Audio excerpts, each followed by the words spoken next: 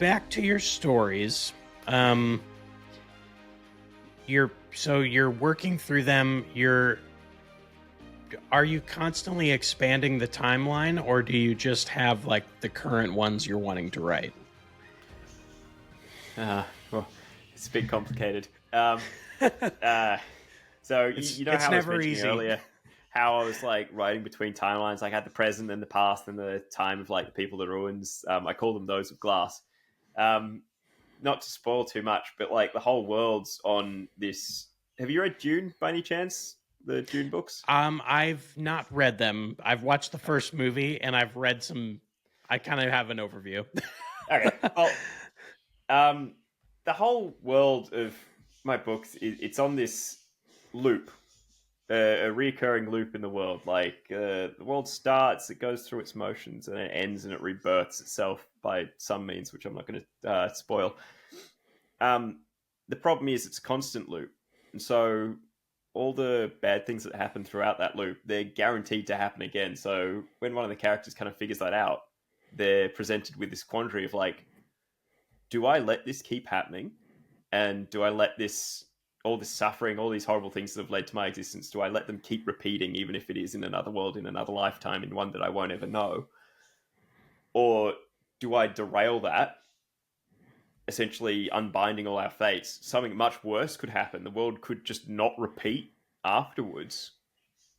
Is that the responsible thing to do? Is it my place to even say that? And then he meets the character that is keeping things in place like that, and then that's just another larger moral quandary. And again, I won't get too much into it because it's spoilers for the whole thing, but that's basically the problem I have. I need to write all these different moments of time in that big loop throughout eons and eons of history, and try and keep them all kind of cohesive. And then I Yeah. need to know what happens if any of those things changes. So the way I do that is by keeping the history spread out and vague. So to answer your question, it is the timeline does expand, but it's not planned out necessarily. It's almost like it's procedurally generated as I go through the story. And now it's not to say that readers should trust me that I'm just making all this stuff up on the fly, because I mean I sort of am, but in a good way, right? Yeah. Um, but yeah, that's the way that I have to kind of start populating it and telling the story. Because if I did try and flesh out all the history, you'd never see a book from me, because I'd have to take years and years to actually do it. And then by the time I actually got around to writing it, I don't think it would be any fun to write. Yeah, that's cool. Maybe you could do like so you're writing this half right now, and then Yeah, eventually you can be like, okay, let's go back and write like the do it back before. half of that loop. No, that is sort of the plan. That so I've got after I finish the Flux series, I'm going to start a new series that'll start doing a different part of all those events. Yeah, I like that. I like the and that's this kind of the same thing Brandon Sanderson's doing in a way of like he's got the whole universe and they're connected, and he's starting to connect them more, but he's kept it pretty vague at first Mm. because I do think I think it's a great idea in the sense that readers can get into your books anywhere, Mm. and it's not totally dependent on all the sequels and all the like think Marvel movies. Like if you haven't seen all the Marvel movies, going to see the new one Doesn't make is doesn't make any sense. And Oh so, man. which is fine if you've watched them all, but But I mean, with the quality of them these days, though, you kind of don't want well, to.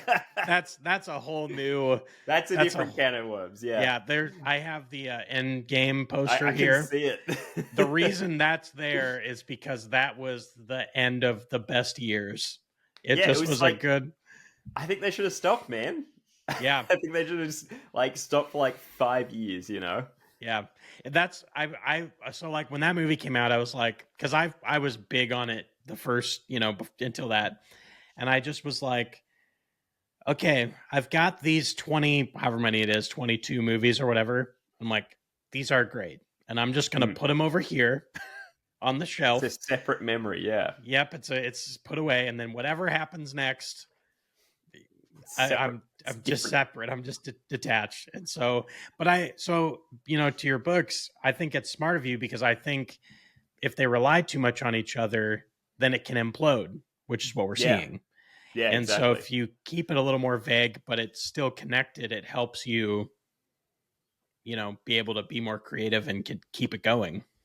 Yeah, I never want to have to write a book to continue a story from a different book. Essentially, like I always want them to be their own sets of themes. I want them to be their own kind of contained environments and their own different feels. And like this is, I mean, the first big like writing compliment I got was when my wife read uh, both the Hythera Redux and Molten Flux, the starts of both these different series, and said that these books feel different, they read different, they sound different in their head. So like I actually did manage to capture a different writing style between those two different books, which like I don't even know how I did it. Like Yeah, how do you write differently? I don't. That doesn't make sense to me in my head. that's super. Yeah, I actually find that my writing style changes a little bit depending on what book I'm reading at the moment. Really? So Yeah. like Right. if I'm reading Harry Potter, I kind of notice I start writing some of those uh You quirks, never met an adverb you didn't like, right? Yeah, and then or I go to like I'll start reading Brandon Sanderson book, and then I kind of start writing like Brandon Sanders. Like I've caught Mm. myself a couple times, like it influences. But that's great that you're able to like. I think that's really cool for readers too, because keeps it fresh for them.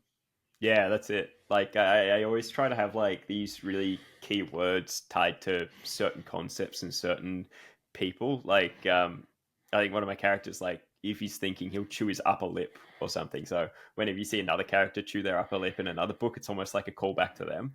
Yeah.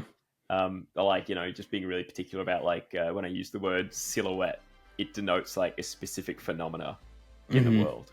So you only see the word silhouette when that thing is going to happen, or when I'm implying that thing's going to happen. Yeah. It's kind of like the in the Flash TV show where like whenever the liquids start floating, Yeah, there's going to be some like something's happening. crazy speed force thing is about to happen. Yeah. Yeah.